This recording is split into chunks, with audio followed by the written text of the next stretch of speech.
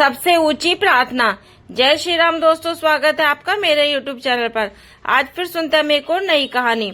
एक व्यक्ति जो मृत्यु के करीब था, मृत्यु से पहले अपने बेटे को चांदी के सिक्कों से भरा थैला देता है और बताता है कि जब भी इस थैले से चांदी के सिक्के खत्म हो जाएं, तो मैं तुम्हें एक प्रार्थना बताता हूँ और उसे दोहराने से चांदी के सिक्के फिर से भरने लग जाएंगे।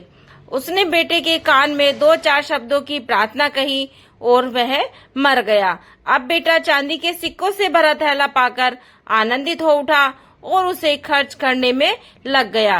वह थैला इतना बड़ा था कि उसे खर्च करने में कई साल बीत गए। इस बीच वह प्रार्थना भूल गया और जब थैला खत्म होने को आया तब उसे याद आया कि अरे, वह 4 शब्दों की प्रार्थना क्या थी। उसने बहुत याद किया, उसे याद ही नहीं आया। अब वह लोगों से पूछने लगा। पहले पड़ोसी से पूछता है कि ऐसी कोई प्रार्थना तुम जानते हो क्या भाई, जिसमें 4 शब्द हैं। पड़ोसी ने कहा, हाँ, एक 4 शब्दों की प्रार्थना मुझे मालूम है। ईश्वर मेरी मदद करो। उसने सुना और उसे लगा कि ये वे शब्द नहीं थे, कुछ अलग थे। कुछ सुना होता तो हमें जाना पहचाना सा लगता है।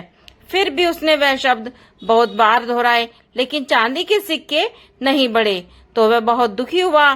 फिर एक फादर से मिला, उन्होंने बताया कि ईश्वर तुम महान हो, ये 4 शब्दों की प्रार्थना हो सकती है, मगर इसके दोहराने से भी थैला नहीं भरा।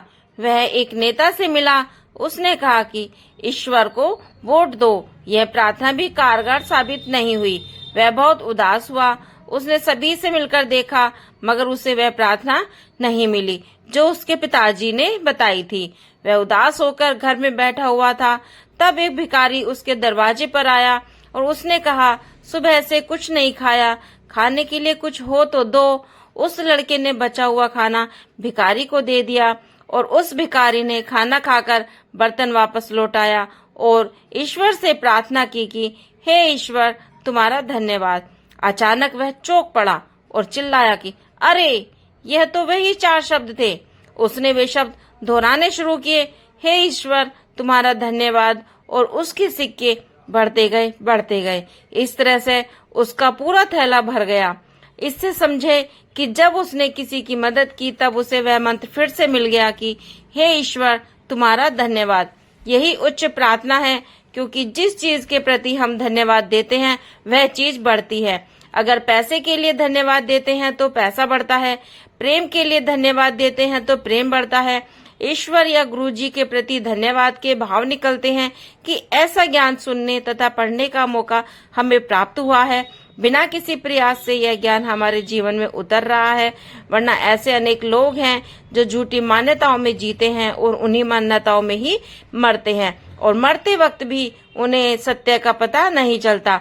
उसी अंधेरे में जीते हैं, मर जाते हैं।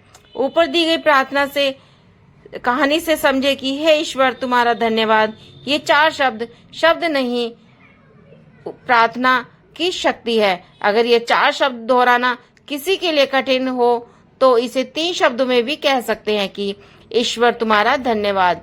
ये 3 शब्द भी ज्यादा लग रहे हो तो दोस्तों 2 शब्द कहें कि ईश्वर धन्यवाद, और 2 शब्द भी ज्यादा लग रहे हो तो सिर्फ 1 शब्द कह सकते हैं कि धन्यवाद।